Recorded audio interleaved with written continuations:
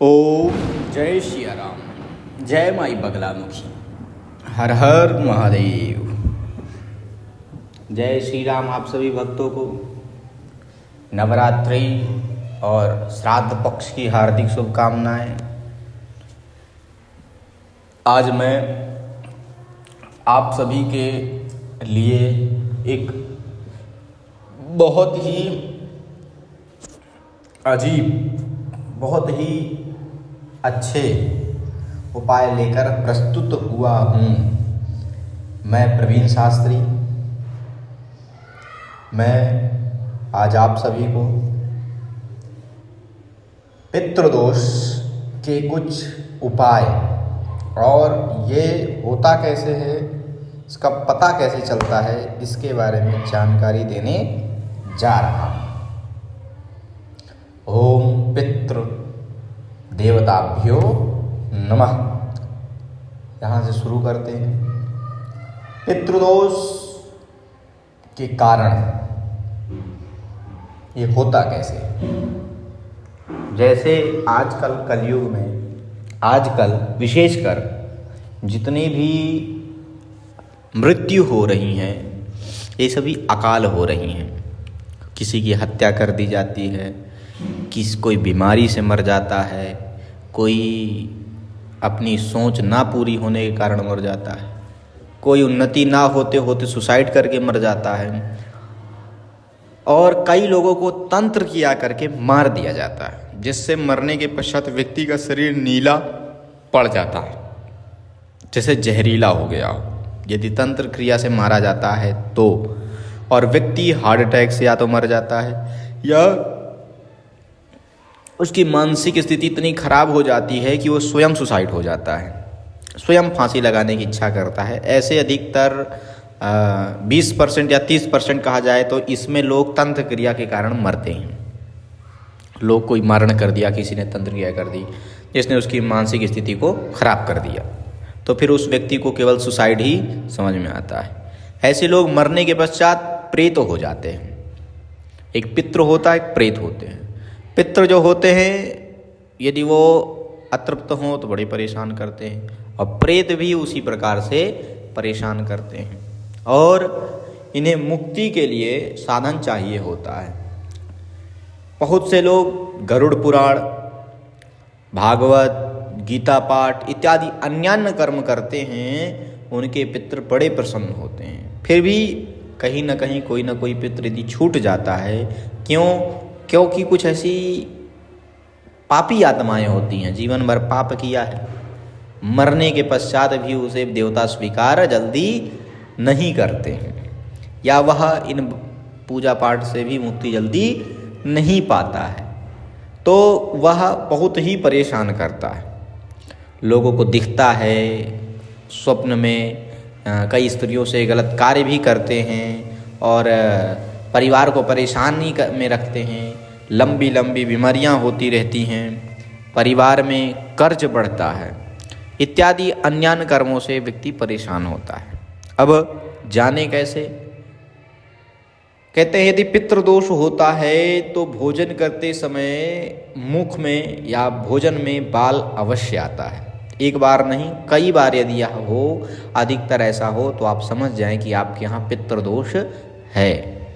अधिकतर ये हो, दूसरे तीसरे छोटा सा बाल आ जाए, मुख से निकल आए अचानक से, हमने खाया नहीं फिर भी कहाँ से आ गया, है ना? तो यह पितृदोष के लक्षण होते हैं।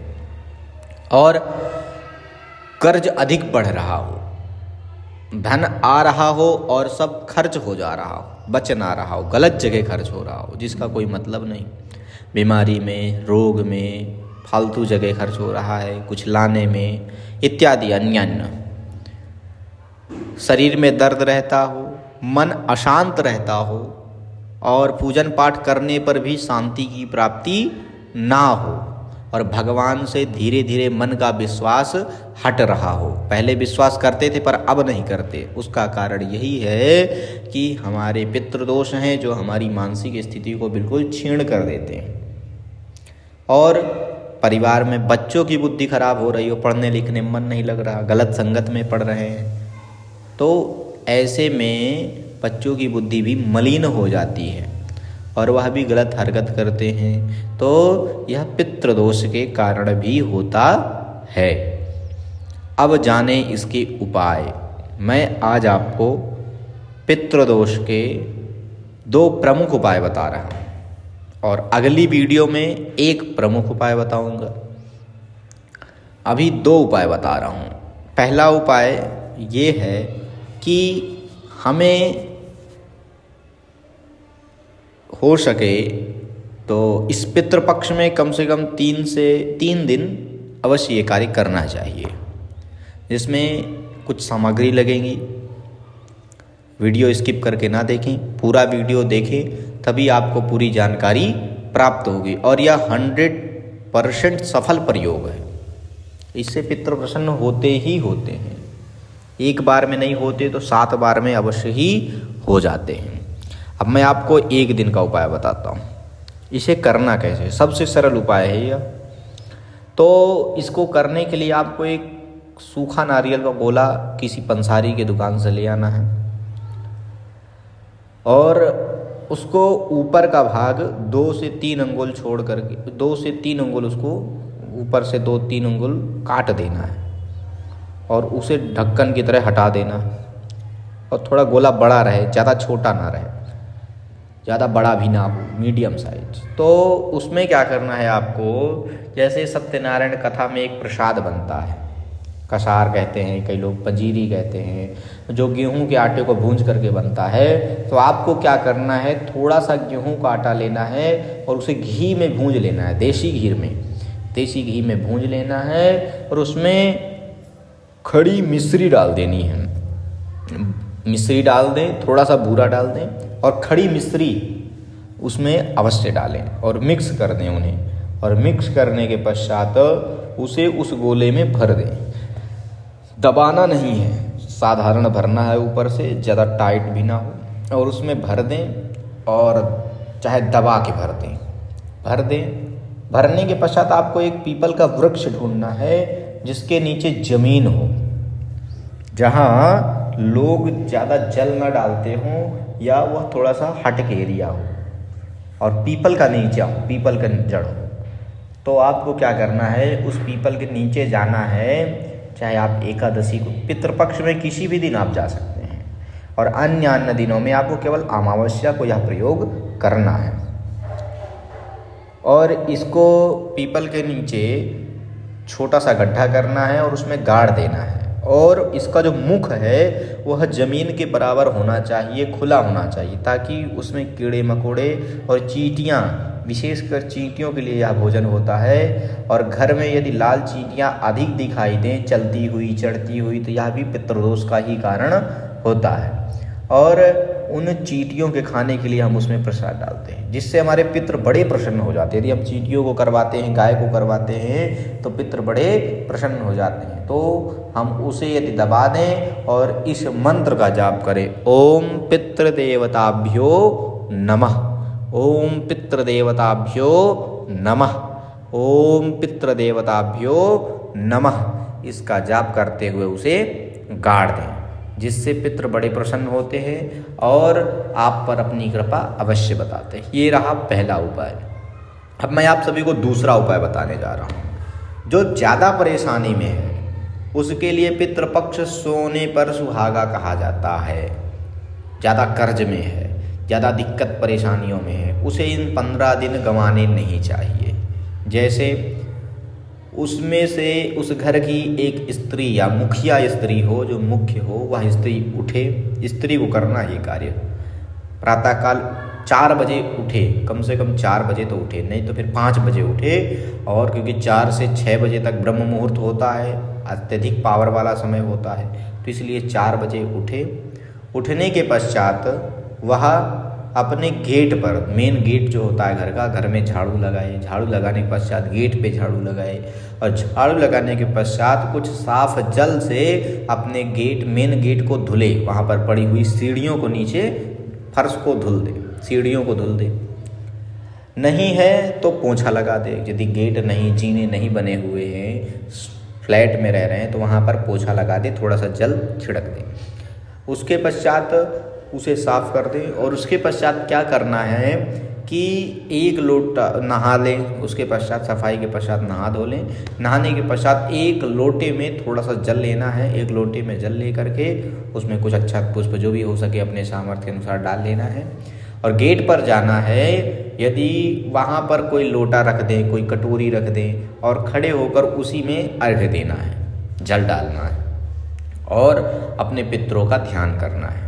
ऐसा करने के पश्चात उसको साइड कर दें, उस नीचे रखे हुए पात्र को, और बाद में उसे किसी वृक्ष पर डाल दें। उसके पश्चात क्या करना है, आ जाना है घर में, बाल बांध लेने हैं, खुले बाल नहीं होने चाहिए और मुख में कोई कपड़ा बांध लें और भोजन बनाना है, ताकि हम बात करें तो मुख से जो थूक निकलता है वह भोजन में ना पड़ जाए, इसलिए मुख में किसी प्रकार का कपड़ा, मास्क वगैरह लगा लें। तो भोजन बनाना है। भोजन में आपको खीर या हलवा अवश्य बनाना है और उसमें आप सब्जी, पूड़ी इत्यादि जो बना सके सो बनाना है। और आपको बनाने के पश्चात एक प्लेट में उसे उसी प्रकार अच्छे से रख देना है। और फिर घर का एक व्यक्ति होना चाहिए, यदि बड़ा है या सबसे छोटा हो उस घर का, और उसे उस थाली को ले करके छत पर जाना है। छत नहीं है तो कमरे में ही या किसी बालकनी में दक्षिण दिशा की तरफ मुख करके बैठना है और अपने सामने एक आसन बिछाना है दक्षिण दिशा में, और उस आसन के सामने थाली रख देनी है और उस थाली के इस साइड, मतलब जिसका अपना मुख दक्षिण होना चाहिए, अपने लिए आसन डालना है सफ़ेद वस्त्र का या सफ़ेद अंगोछा डाल दीजिए और उसी के ऊपर बैठ जाएं। और सामने जो पितरों का आसन दिए हैं सफ़ेद वस्त्र में छोटा सा रख दें और उसमें थोड़ा सा अक्षत और पुष्प डाल दें या चावल ही डाल दें केवल, और थाली रख दें, बगल में ग्लास में पानी रख दें और बस वहाँ बैठ करके पितरों का ध्यान करें। ओम पितृ देवताभ्यो नमः, इसका ध्यान करें और इसको जप करें और पितरों से ऐसी मन ही मन प्रार्थना करें कि हमारे पितृ आए हुए हैं और भोग कर रहे हैं, हमारे जो भी पितृ हैं रुष्ट हैं, अतृप्त हैं, आकर के भोग स्वीकार करें, अपना आशीर्वाद दें, हम आपकी ही कृपा से उन्नति कर रहे हैं, जो दिया है आपने दिया है, ऐसी उनसे प्रार्थना करेंगे। इस प्रकार की प्रार्थना करते हुए कम से कम 5 से 10 मिनट बैठना है और उसके पश्चात आपको उस ग्लास से जल लेना है दाहिने हाथ में थोड़ा सा और उसको उस लोटे के ऊपर, उस थाली के ऊपर से घुमाना है और वहीं छोड़ देना। और उसके पश्चात थाली ले लेनी है और पितरों से प्रार्थना कर देना है जल छोड़ने के पश्चात कि अब आप अपने स्थान को प्रस्थान करो और फिर मैं पुनः जब बुलाऊं तो आप आ करके भोजन को ग्रहण करें। ऐसा करने के पश्चात उस आसन को थोड़ा सा हिला देना है और थाली लेकर के किसी गाय को जा कर के भोजन करा देना है और उस जो कपड़ा होगा उसको फिर रख देना है। अगले दिन फिर वैसे करना है। ऐसे नित्य 15 दिनों तक करना है और यदि आपने ऐसा 15 दिन तक कर लिया तो समझ लो आपके पितृ प्रसन्न हो गए। फिर आपको वो स्वप्न में किसी न किसी माध्यम से दर्शन देंगे और आपको अपना आभास कराएंगे और वे स्वप्न के माध्यम को आपको आशीर्वाद देते हुए, हंसते हुए दिखेंगे। और या तो फिर आपके घर में शुभ कार्य आपको बहुत अच्छा लगेगा, घर का माहौल उन 15 दिनों में बहुत ही सुंदर हो जाएगा और एक अच्छी सी बड़ी खुशबू आने लगती है। जब पितृ घर में आ जाते हैं तो इन 15 दिनों में घर में एक अच्छी सी खुशबू आती है। बाहर आप कहीं भी टेंशन से आए, किसी भी तरीके से आए तो घर में घुसते ही आपको बड़ा ही अच्छा लगेगा कि बड़ा ही सुंदर घर है, बड़ा अच्छा लग रहा है। और वही कुछ दिनों पहले उस घर में घुसने के पहले आपका सर दर्द हो, घुसते ही सर दर्द हो जाए, फिर आ गए, तो ये माहौल पितरों की कृपा से बन जाता है तो बड़ी ही शांति प्राप्त होती है घर में और रात्रि में नींद भी अच्छी आती है। इससे आप समझ जाएं कि आप पर पितरों की कृपा हो गई है।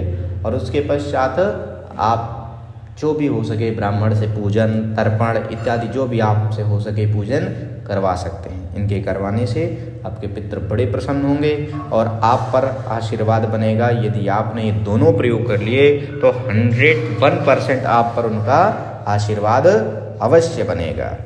इसके पश्चात एक वीडियो और बनेगी जिसमें मैं पितृ स्तोत्र का पाठ बताऊंगा, आप उसे अवश्य देखें। यदि आप उसको भी करते हैं तो उससे भी आपके पितृ बड़े प्रसन्न होंगे।